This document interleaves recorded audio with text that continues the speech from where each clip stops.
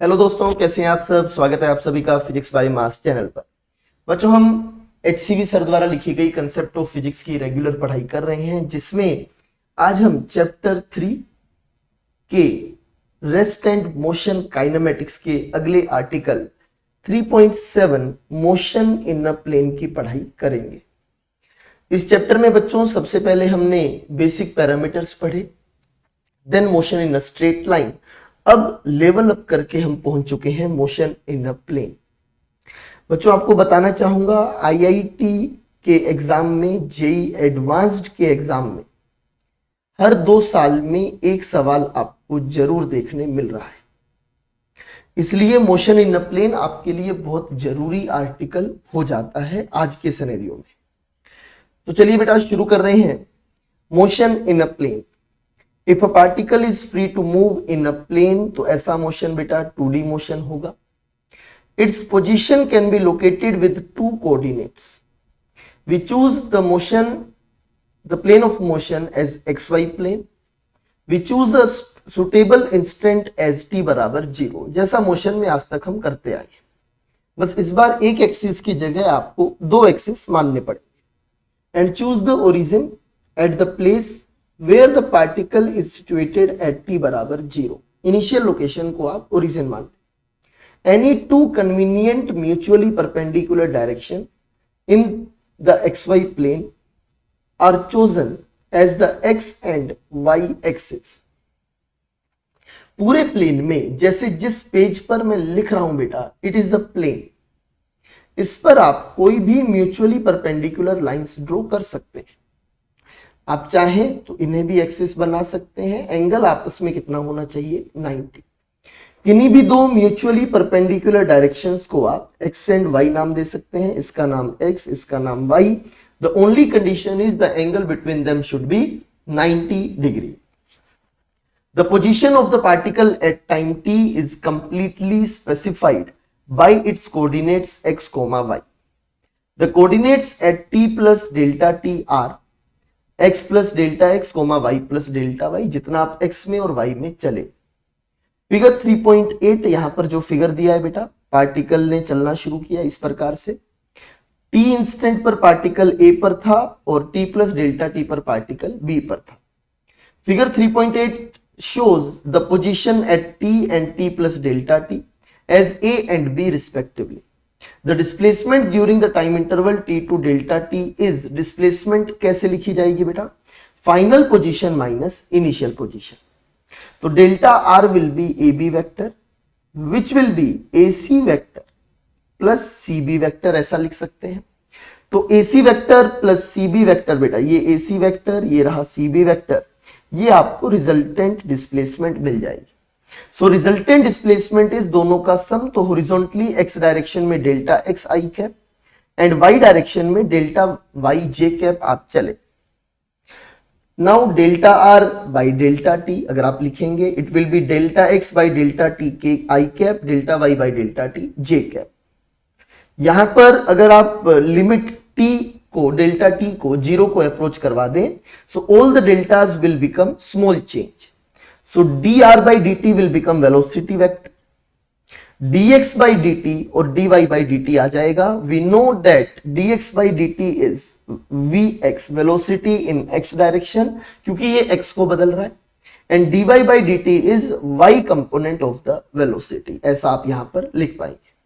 Differentiating with respect to time आपने एक बार और डिफरेंशिएट किया, तब आपको एक्सेलरेशन मिल जाएगा। That is ax will be dvx by dt and ay will be dy by dvy by dt। ऐसा गैलीलियो ने भी अपने लॉ में यह बताया था कि 2 म्यूचुअली परपेंडिकुलर डायरेक्शंस आपस में इंडिपेंडेंट होती हैं। x डायरेक्शन का मोशन अलग चलेगा, y डायरेक्शन का मोशन बिल्कुल अलग चलेगा।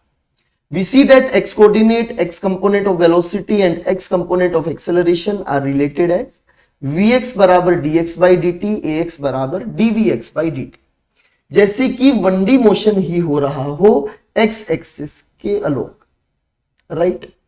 These equations are identical to equation 3.9 equation की बात हो रही है, जब आप इक्वेशन 3.9 की बात करते हैं, मैं आपको दिखाना चाहूंगा, इक्वेशन 3.9 वॉज v बराबर dx by dt and a बराबर dv by dt, that is 1D की ही इक्वेशंस यहां पर आपके सामने बनती है।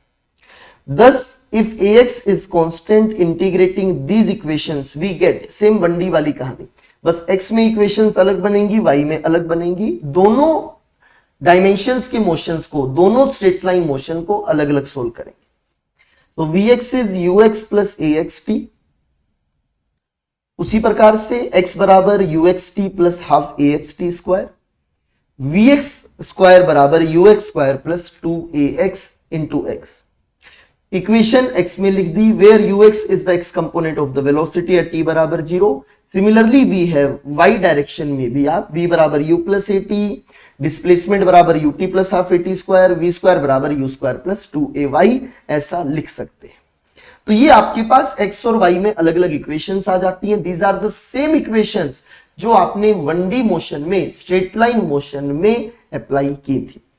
The general scheme for the discussion of the motion in a plane is therefore simple.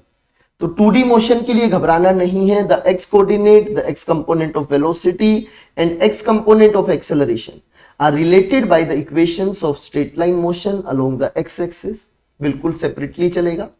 Similarly, the y coordinate and the y component of velocity and y component of acceleration are related by the equations of straight line along the Y axis. दोनों axis में अलग अलग motion आप मानकर solve कर सकते हैं। बस एक बात दोनों ही मोशन में कॉमन रहेगी, that will be time. Time दोनों मोशन में सेम एक जैसा चलेगा। The problem of motion in a plane is thus broken up into two independent problems of straight line motion, one along the x axis and the other along y axis. इसका example भी sir ने दिया है। उससे पहले मैं एक बात बताना चाहता हूं, 2D motion can be written as 2 1D motions, ऐसा भी आप कह सकते हैं। तो एक सवाल करेंगे बेटा, मैं सवाल आपके लिए पढ़ रहा हूं, उसके बाद मैं चाहूंगा आप वीडियो पॉज करके खुद से सवाल को अटेम्प्ट करें और आंसर निकालने की कोशिश करें। A particle moves in the xy plane with a constant acceleration 1.5 meter per second square. In the direction make an angle 37 with the x axis, यहां पर आपको डायग्राम बनाकर बताया है। At t बराबर 0, the particle is at the origin. Its velocity is 8 meter per second along x-axis, वो भी आपको डायग्राम में दिखाया गया है। Find the velocity and position of the particle at t बराबर 4 सेकेंड, ये आप चाहते हैं। तो बेटा वीडियो पॉज करें, खुद से अटेम्प्ट करें, इसके बाद हम सॉल्यूशन डिस्कस करें। तो बेटा ये देखते हैं, यहां पर एक्सेलरेशन और वेलोसिटी की डायरेक्शंस अलग अलग है।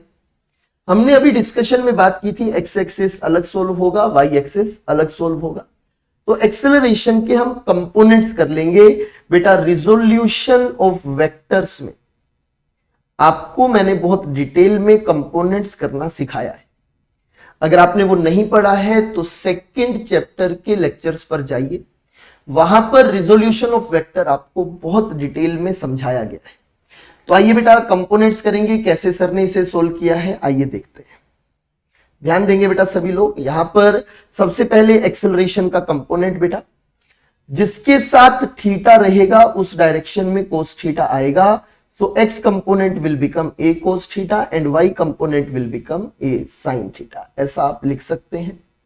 तो बेटा देखिएगा, x component will be 1.5 cos 37। cos 37 की वैल्यू बेटा 4/5 होती है, याद रखें। So it will become 1.2 metre per second square and ay is 1.5 sin 37 is 3/5। Value put करने पर आंसर आता है 0.9 metre per second square. The initial velocity has the components, बेटा initial velocity directly y x axis में ही है, तो इसका वाई डायरेक्शन का कंपोनेंट हो जाएगा 0, क्योंकि वाई डायरेक्शन में कोई भी इनिशियल वेलोसिटी आपके पास नहीं है। ux is equal to 8 metre per second, uy is equal to 0। At t बराबर 0, x 0 है, y 0 है, ओरिजिन से चलना हमने स्टार्ट किया है। The x component of the velocity after time t बराबर 4 सेकेंड इज v बराबर u plus at। x direction में u8, a 1.2 and time is 4। Solve करने पर आंसर आया 12.8 metre per second. y component of the velocity बेटा v बराबर u plus at but in y direction. y direction initial velocity is 0 and acceleration is 0.9। Solve करने पर y direction की velocity is 3.6। So velocity vector can be written as आपके पास में 12.8 i cap plus 3.6 j cap. But अगर आप magnitude निकालना चाहेंगे देन दोनों आपस में परपेंडिकुलर है। Magnitude will be a square plus b square का अंडर रूट। दोनों को स्क्वायर करके ऐड किया, अंडर रूट लिया। बेटा मैथमेटिकल पार्ट आप खुद से ट्राई करें। आंसर आता है 13.3 मीटर पर सेकेंड। आगे देखिए बेटा, एंगल अगर निकालने जाते हैं वेलोसिटी का, एंगल कैसे निकलेगा? एक्स डायरेक्शन में, वाई डायरेक्शन में वेलोसिटी लिख चुके हैं, ये it will be the final velocity.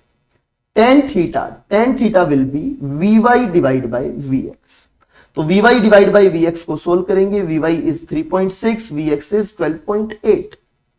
That is ये बन जाएगा बेटा आपके पास में सोल्व करने पर 9/32। So theta can be written as from the inverse trigonometry tan inverse 9/32। ऐसा भी आप लिख सकते हैं। एक्स कोऑर्डिनेट की भी पूछा गया था बेटा, ये शुरू करें। 4 सेकंड पर एक्स कोऑर्डिनेट v बराबर u प्लस एटी, एक्स बराबर ut plus half at square. हमें एक्स कोऑर्डिनेट बताना है। x is equal to ut plus half at square. X direction की सारी वैल्यूज पुट की, सोल्व किया तो आंसर आता है 41.6 मीटर इन एक्स डायरेक्शन।